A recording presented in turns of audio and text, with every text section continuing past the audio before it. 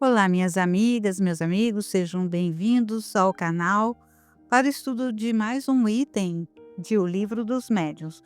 Nós estamos na primeira parte, em noções preliminares, no capítulo 3, que trata do método.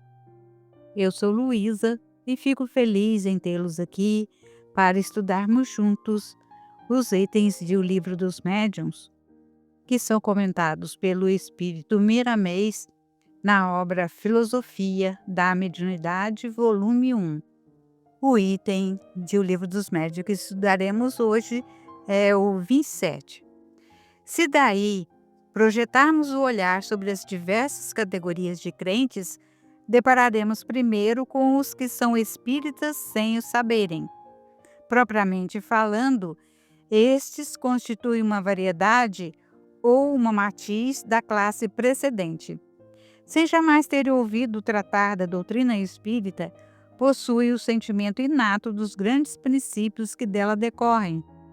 E esses sentimentos se refletem em algumas passagens de seus escritos e de seus discursos, a ponto de suporem os que os ouvem que eles são completamente iniciados. Numerosos exemplos de tal fato se encontram nos escritores profanos e sagrados, nos poetas, oradores, moralistas e filósofos antigos e modernos. Vejamos o comentário do espírito Miramês. O Livro dos Médiuns classifica os espíritas em 4 grupos principais que são: primeiramente, os que creem simplesmente nas comunicações dos espíritos. Para tais, o espiritismo é apenas uma ciência, sem outras fontes de conhecimento, em sequência a uma série de fatos que o pesquisador observa com interesse, mas não lhe tocam nas cordas dos sentimentos para as mudanças de vida que por vezes deseja na profundidade a sua consciência. Esses espíritas não desejam mover com a ponta do dedo certos trabalhos que as entrelinhas das mensagens falam, como aliviar os sofrimentos alheios, quando é o dever do bem equinhoado fazer algo em favor dos infortunados. Os espíritos benfeitores cercam esses irmãos para lhes infundir pensamentos de benevolência, no sentido que eles despertem na intimidade algo do bem que pensem em dar, ainda que apenas a palavra de ânimo para levantar o companheiro caído. Os espíritos superiores não perdem a paciência com essa classe de irmãos, nem com as que se segue, por saber que o progresso é lento e que todos algum dia passarão a escutar a voz do pastor que nos fala por meio de toda a natureza. A segunda classe observa a doutrina dos espíritos mais do que os fatos, compreende a linha filosófica, entra em contentamento com a moral, entendendo que é a mesma do Evangelho, entretanto lhe falta ânimo para praticar. Confessa que não tem condições para a vivência dos preceitos mencionados pelo Espiritismo e encontra barreiras em todos os lances do aprendizado. Lembra-se de que, se abraçar as ideias espíritas, haverá de deixar muitos hábitos, mudar o curso da sua vida e que esse empenho é bastante difícil para as suas forças. Parece que não nasceu com tal disposição. Kardec classificou-a como espíritas imperfeitos.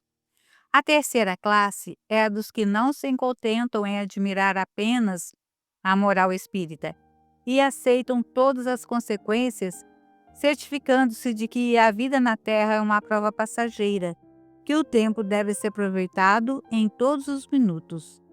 Esses espíritos trabalham dentro de si para coibir todos os maus pendores. Não se esquecem da oração todos os dias, examinam o que fazem sempre e no dia seguinte corrigem o que é contrário à caridade. Não ferem, não maltratam e compreendem os que não aceitam suas ideias, perdoando sempre aos ofensores. Eles fazem da caridade a sua companheira de todas as horas e têm Jesus como bandeira de luz em todos os seus caminhos. Passam a ser verdadeiros médiuns da harmonia. Seus pensamentos são puros, as suas palavras benfeitoras e a sua vida é exemplar, de modo que a disciplina se expressa em tudo que organizam.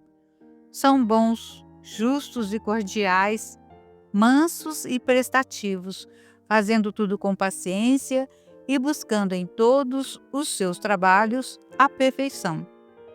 Estimam a ordem e não esquecem o respeito aos direitos humanos. São os espíritas perfeitos que trazem na consciência a tranquilidade permanente, pois o seu coração pulsa na paz de Deus. Há, finalmente, os espíritas exaltados, que fazem muito barulho, por vezes pregam a doutrina por toda parte, violentando consciências. Essa fonte emerge sempre dos extremos e deixam transparecer o desequilíbrio das suas emoções ante o que aceitam como verdade. A verdade não precisa das defesas humanas, nem de ingentes esforços na prática dos seus preceitos. Eles falam por si mesmos, no silêncio das próprias necessidades. O entusiasmo em demasia não convence.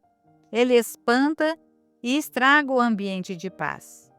Compreende-se que toda a verdade é serena e trabalha para que a própria natureza reflita o amor e que as leis cheguem à razão, dominando os sentimentos.